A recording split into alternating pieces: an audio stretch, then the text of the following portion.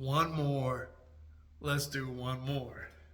I've got plenty of reviews to do, but I'm going to try and get these done, recorded, and then be able to get these edited and up on the page. So now we're going to move on to The London House by Katherine Reay. Now this is a historical fiction, awesome story, very descriptive and very enjoyable. It's a pretty thick book. I think it was. I like the fact that it had 350 pages, 349 pages. What was really cool about this, I kind of like this too, is this book was designed for the book club member, right? Because towards the end of this story, I just saw it. I just had it up here. Yeah. They have already provided you with discussion questions that you can use to talk to the other readers in the book club. So that was pretty cool. I like that. Historical fiction, and I guess I won't read the entire summary, but I will say this. Uncovering a dark family secret sets one woman on the journey of a lifetime. Through the history of Britain's World War II spy network and glamorous 1930s Paris, to understand her past and shape her future. I apologize, I'm playing on my face too much. I love the feel of this book. This book was just nice to have, to feel it and carry it with me and read it. Anyway, Carolyn Payne is the great-granddaughter of, and named after Caroline. What was her name? Another Caroline. Sorry. She was named after her great-grandmother. Is that right? Great-grandmother? Great-aunt. Great-aunt. Yeah. Okay, so anyway, Carolyn is minding her own business, and she ends up being approached after work by an old college friend of hers. Nice little friend. Who's gotten into doing some different things, and he wanted to sit down and talk to her and let her know what he was about to do. And the reason why that was important is because what he was about to do was reveal some very troubling news about her family's history. And what was that, right? So Matt is a bit of a historian. He ends up he's a columnist who does historical background checks, and he was hired by a family that wanted to know more about their family history. And in the process of doing his research for them, he finds out that an old friend of his from college has a relative where they were involved in defecting into Nazi Germany. And so his report, which goes public, was going to reveal that his friend's great aunt defected into Germany as a traitor for the Nazis, Nazi Germany. And so it was based on the fact that she had fallen in love with a Nazi Germany soldier, an officer. And her relationship with him led her down a dark path. And so now he came as a friend to let her know, I am about to reveal some stuff that your family isn't really going to like. and I just wanted to make sure that you knew I was doing this. So she was like, oh, hold up, hold up, hold up. Nope, that's not true. I was named after my great aunt, yes, but my great aunt died when she was a little girl. Come to find out, he says, no, that's not true. She survived. She became an adult, and she spied on Great Britain in Paris for the Nazis. And so she was like, don't put that out yet. Can you hold? I need to find out what's going on. So she ends up going back to her parents, who are split up. She goes back to London, where her mother is currently living. And she tried to talk to her father about it, but her father is very standoffish about it. Very, very, very, leave that alone. Don't talk to me about it. Matt already came to me to tell me what he was doing. I told him if he was going to do that, I was going to retaliate. And he's not going to want to release this information. But Matt's going to release this information. So I'm not getting anything from Pop, so let me go home and find out from Mom what's going on. So she goes home, and the London house is where her mother, the home that her mother inherited from her mother. And her mother was twins with the great aunt. And Carolyn Payne, the granddaughter, right, the grand niece, finds out that Carolyn didn't die as a youth. They try to say that she was hit by a car in a traffic accident while crossing the street or something. But that was a lie that the family was telling, because they were embarrassed because of the information that was coming out about it. So her and Matt end up, she was able to convince Matt to hold off on the information so they can do some better research. And this story is about that trip, them going back and forth from Paris to London to Germany to find the information, because now this is in the past. Of course, so 1930s, the story kind of picks up around 1928 when the twins, Maddie and Caroline, they were the daughters, the great aunt and the grandmother. 1928. And but the story is being told like in 2010 or something, 2009. So Maddie and Caroline Payne, the grand niece, are local century. And this was a very, very interesting story. So come to find out,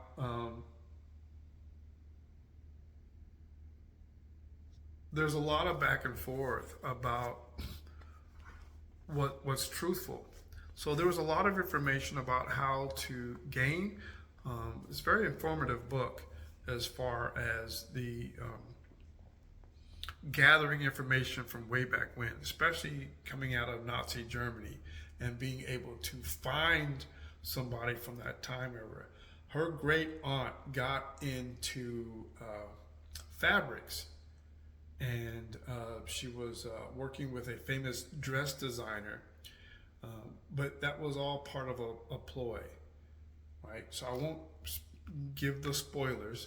The story is about her trying to identify whether or not she did find out that her great aunt did survive, and that that her dying as a youth in a car accident was a lie.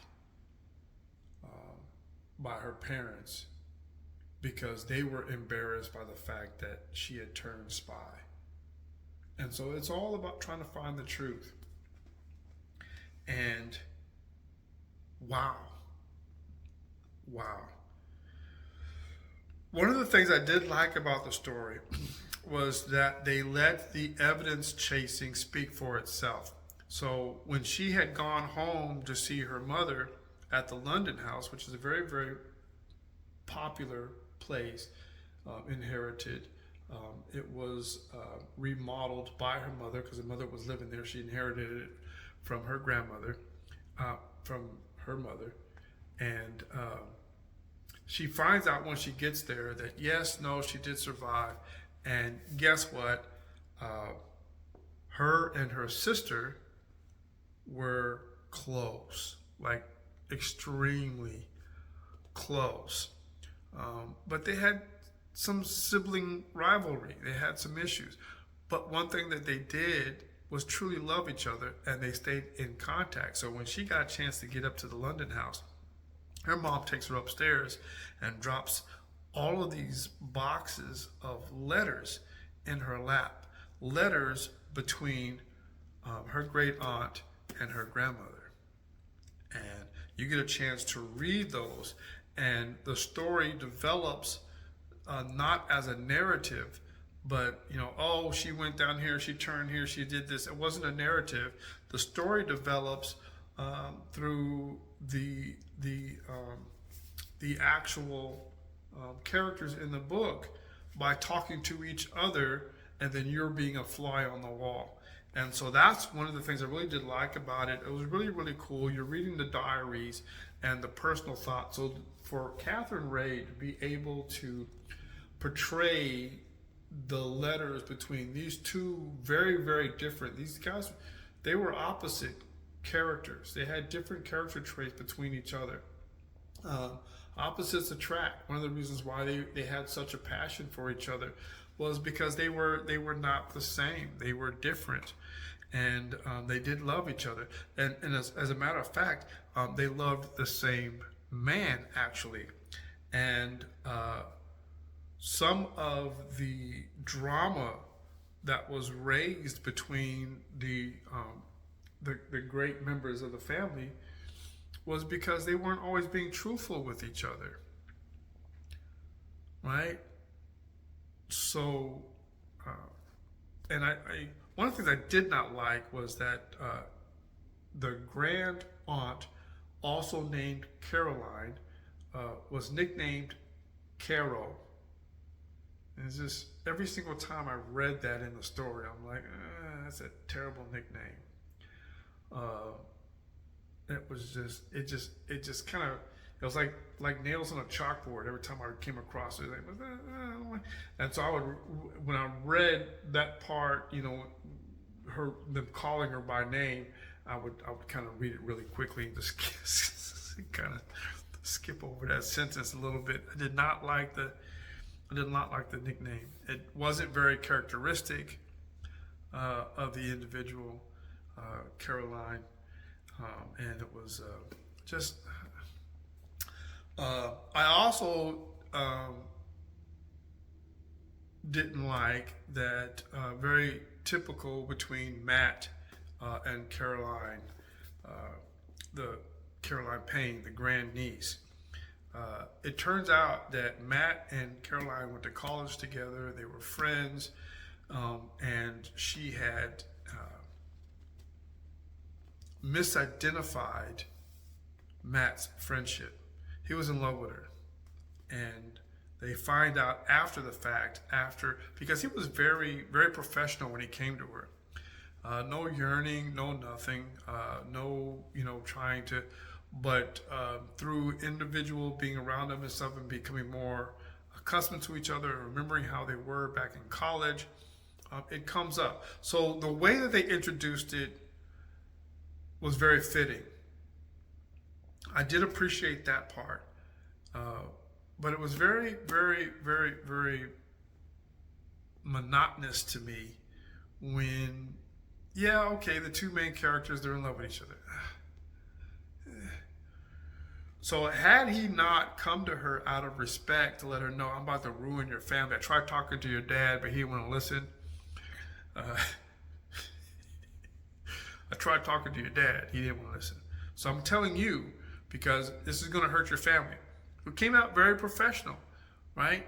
It wasn't, I'm madly in love with you still, But during the constant, they end up spending a lot of time, weeks together. He thought he was going to be able to release the story within like that weekend, and every single time he would mention he'd get closer to releasing the stories. She's like, "Hold up, give me another day, give me another day." So weeks had gone by, and they're interacting with each other. They're doing all this research. He goes back, and the original family that hired him to get this information, he was able to keep them at bay and said, "We'll get all the stuff to you, and we'll release it, and we'll do as I was paid. But I want to make sure that I'm doing this right. I want to make sure that I'm releasing the right information. There's a lot going involved. There's a lot involved with this. I want to make sure." And so they were giving him time to be able to do all the research. And so Caroline and Matt spent a lot of time together. And of course, she becomes swooned, right? She gets, starts to develop or wonder or, curiosity, to develop feelings, and begins to become questionative. Why didn't you? And he was all like, "You weren't paying attention. I tried that, no." And so they end up, that's not too big of a spoiler. That's, you're gonna, when I saw that in the intro, when he came to her, I said, "Oh, that's gonna be a love story." Yeah. But really, really, really good story. What did I say? Did I say it was a 4? I said it was a 4, right? This is a 4. 4-star review. I say, I'm going to have to go back and watch that. It is a 4. It's a 4. I don't remember if I said it was a 4, but it's a 4. Anyway, that's the most part. So I'm not going to do a little spoiler for this particular one, because this is something that I think you guys are really going to want to read. It's a good story. I like the way that it progressed. They dip and dab into some areas that you wouldn't have considered being plausible. But with the whole, with Great Britain and France being involved with the World War II spy network, this was a really, really good story. Yeah, and that's us. We're going to move forward with some more reviews. I got quite a few to do, and we'll get to those in a moment. But no spoilers, but The London House by Katherine Reay, recommended to read. Recommended.